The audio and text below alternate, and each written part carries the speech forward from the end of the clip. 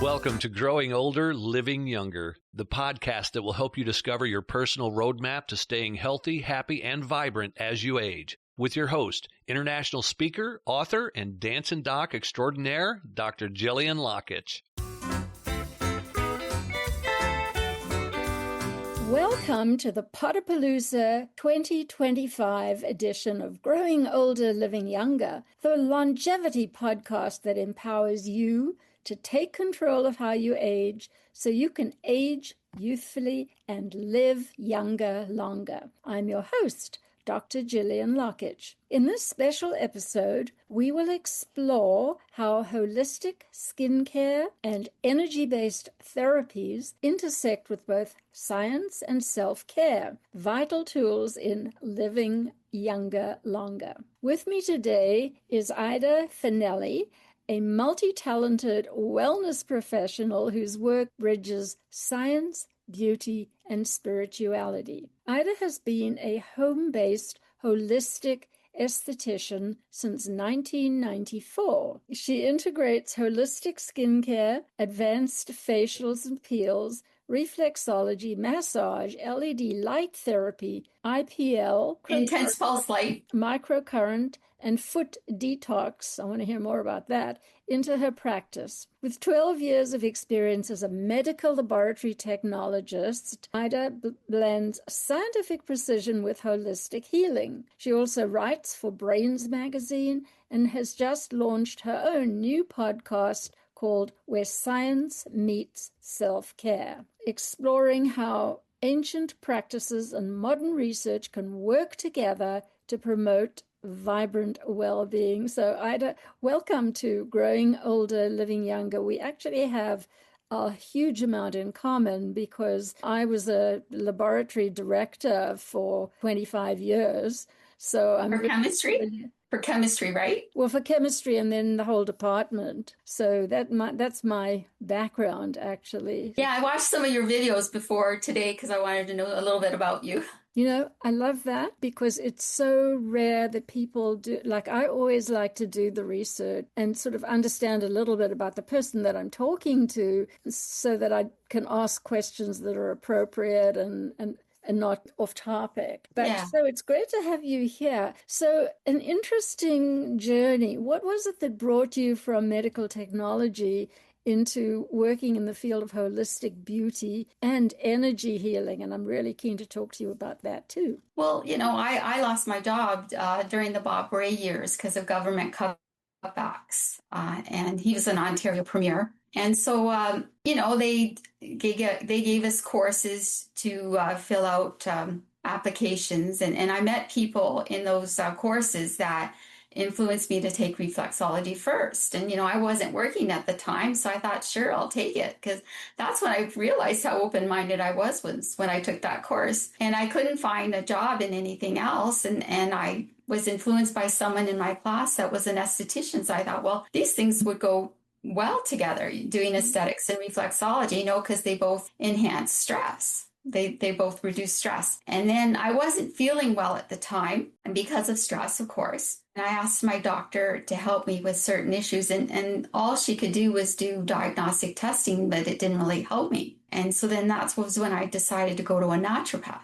He did help me with some of my issues. He gave me homeopathic remedies and some Chinese hormone pills. And he also influenced me to use the skincare line that I've been using since I started, which was a holistic skincare line. And they taught me a lot about homeopathy and what you'd find in a health food store, what these things were for. And we actually heard a naturopath talk for a day, and he talked about what he did for his patients. I learned a lot, you know, and she even talked about gut health, talking about how different parts of the colon will affect your health if it's not kept clean. So at a time before everyone was into that, I guess. Oh yeah, this was a lot of and digestive enzymes. She really promoted that, and you know, it wasn't hard for me to accept digestive enzymes because I analyzed them in the lab, right? Right. The amylase and lipase. I thought, well, this is true, you know. And so, anyways, yeah, I learned all that, and then the energy healing didn't start till 4 years later. I was influenced by some clients, and that had demonstrated it to me. And then I didn't actually take the course until there was some health issues in my family. And because I don't live in the same city as them, I thought this is a way I could help them from a distance. And I've met some very nice people that are still friends today from it. We have monthly meetings, and it's helped me to keep my health over the years, I'm sure. I know one time I went in, you had trouble with your sciatica. I remember hearing that. And I have a little bit of trouble with it because I have a twisted hip. So, and because I do a lot of twisting and turning with my job, I have piriformis syndrome. I remember going in one night and it was just killing me, And the guy worked on me for energy healing, and I left, and I just felt so much better. When you see these things happen so immediately, like I can't say it was that immediate for everything, but I know it did help in some of my issues, so that it helps speed the healing up quicker. Yeah, it's really interesting. So what happened to me was I actually had such severe sciatica, over a 4-month period that I ended up with emergency spinal surgery, which people might say, what an incredibly traumatic thing to happen into your life. And it was actually the best thing that could ever happen to me, because that's during my rehab process, that's when I discovered the power of epigenetics and started looking at alternate forms of therapy that didn't involve drugs and didn't involve surgery and all of that sort of thing. So one of the important things is learning that every obstacle can be an opportunity. Yeah, an opportunity to learn.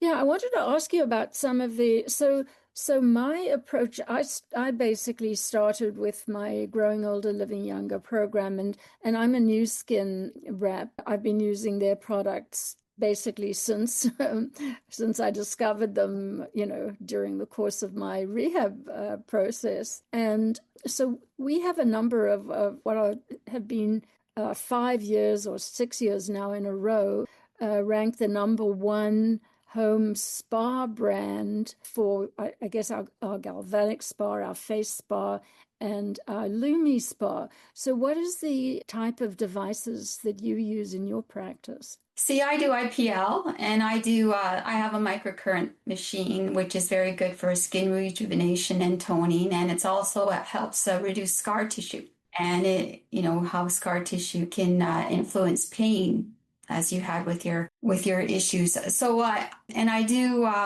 light therapy, LED light therapy, and I have the high frequency machine, which is very effective for facials. Those are the main machines that I have. Yeah. When you say LED light therapy, so what? That's light emitting diode. It's like Yeah, but what sort of light is it? Complete sort of light spectrum, or it's different to infrared and all of those kinds of things? Yeah, I have all colors, because each color you can do different things with each color, right? Okay. The infrared goes the deepest, and then the red is the next deepest, and then the next level would be the yellow light, and then the green and the blue. So the blue is the most shallow. Are they home devices that people can use? They're therapeutic.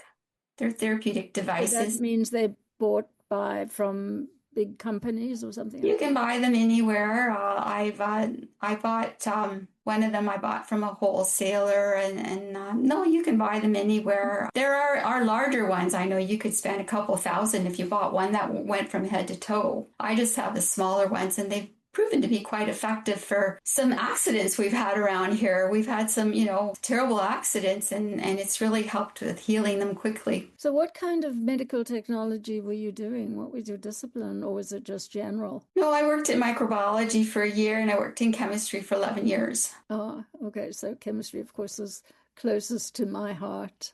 Yeah. Well, we had to learn all five. We had to learn all five departments, but, when you work in an area, it's, chemistry is the heart of everything, really. but now, they're looking more at quantum physics, with Isn't some that medical interesting? professions. That's fascinating, right? It's so interesting because when I started medical school, so we have the first year, which chemistry, physics, botany, and zoology, as it was. The second year was anatomy and physiology. And I hated anatomy with a passion and absolutely fell in love with physiology to the extent that I was really thinking of switching out of medicine to, getting my bachelor's and ultimately a doctorate in physiology, because to me, the difference is what changes a physical, like the corpse, into the live, animate human being. And now I've sort of progressed to the third stage, which is trying to understand the difference in energy frequencies and how that basically moves us into being part of something greater. Frequency's everything right now with a lot of people. Right. So really quite fascinating. So tell me, you've just launched your new podcast, which is called Where Science Meets Self-Care. So what inspired you to do that? Are they you talking or are you interviewing guests? And what kind of conversations can your listeners expect to hear? Well, they actually invited me to do it. They contacted me, the head of the company. He wanted me to do it because he liked my articles on Brains magazine. Mm-hmm. So I said I would. And I've been writing them since February, but they just started publishing them in April. And, I sort of, what I've noticed with clients is a lot of people just come in and they don't understand certain things. Mm. So some of the information that I'm giving is directed to those types of people that don't really understand how the body functions, and it'll help them make proper decisions. And some of it's based on healthcare stuff, self-care with aesthetics as well. Like I blend aesthetics with the body, and some of it's common sense stuff. Like I have one video on how to help sleep better and how simple influences around us can help us, and you don't have to spend a lot of money on them. I sort of give people a lot of different options on what they can do. And the detox thing, I do have a video on that as well. And I give a lot of different options with detox. And, I just, right now, I'm just going through all my articles and blending them together. And I'm having I do the speaking, and I do have a few interviews actually, and I'll try to do more interviews, as I get other people around, right? So yeah, that's sort of what it's about. It's blending science with holistic aesthetics, and then I haven't quite talked about the energy healing yet, but I will in some other episodes. I'm such a mishmash of everything, with everything that I've learned. I find that really fascinating, and that's something. So I've done, gosh, I think I'm up to episode 214 coming out this coming Monday. And so I've spoken to absolutely amazing people that I've interviewed on the Growing Older, Living Younger podcast, and many of them in the sort of more recent time are heavily into the extended longevity concept. And I keep thinking, I don't know that living to 120 or 125 has ever been something that I've thought of or wanted to do. I just want to help people understand that they need to live healthy until the moment it comes when they die, right? I think people are more concerned about quality of life. You don't want to live in pain, basically. And that's how I want to live. I'm still quite independent, and I can do quite a bit of things. And I know people that are younger than me that aren't that way, So, I know that the job that I do is partly influential in that, just with the decisions that I've made and with the energy healing and the nutrition and everything else that I know. That's probably what it is. And my husband's a honey farmer too, so I just sort of I know a lot about honey too because of that. I've done a lot of research on it, which it's probably one of the healthiest things for you, right? So as a honey farmer, so has he experienced all the problems that people talk about with the he has. Have they ever figured out what's been causing it? Yeah, there was a pesticide they were putting on the foods. It was like that. They actually were putting a pesticide in the foods so they didn't have to spray them on. And that was when the bees would go on the plants, they would get killed right away. So they had to change it. I don't know if that's really resolved the issue yet, though, because I heard they just changed the name of the pesticide. So they still use it with, it's got one molecule different or something like that, but it's almost the same as the one before. Well, Ida, I want to thank you for sharing your energy and your insights with us today. So before we wrap up, do you have like one empowering message to leave with our listeners? Well, I think you said it. When you have adversity in your life, look for the positive side of it, because, it could end up being the best thing that ever happened to you. Cool. Well, thank you so much. This has been a pleasure. And I hope to be able to follow up with you on a much bigger podcast interview later. So you've been listening to the Podapalooza 2025 edition of Growing Older, Living Younger. I'm Dr. Jill Lockitch. My guest today was Ida Fanelli, holistic esthetician, reflexologist, energy healer, and science-savvy wellness advocate. Be sure to check out her podcast, Where Science Meets Self-Care. Until next time, stay vibrant, stay curious, and remember, you can take control of your aging journey. So let's all grow older, but live younger. Well said. Thanks for tuning in to Growing Older, Living Younger. Be sure to subscribe so that you don't miss a single episode. And while you're at it, leave a rating and review and share it with your friends.